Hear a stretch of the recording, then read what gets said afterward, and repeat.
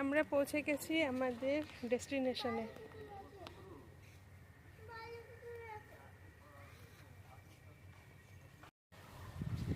এই হচ্ছে আমাদের বাগদা বিচের রিসর্টটা।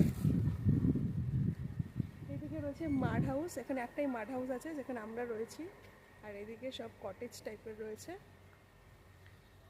আর এদিকে একটা পুকুর আছে। এই দেখো পুকুরটা।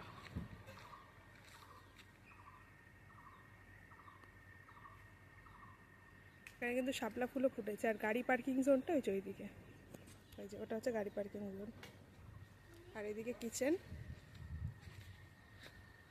এটা ডাইনিং স্পেসটা।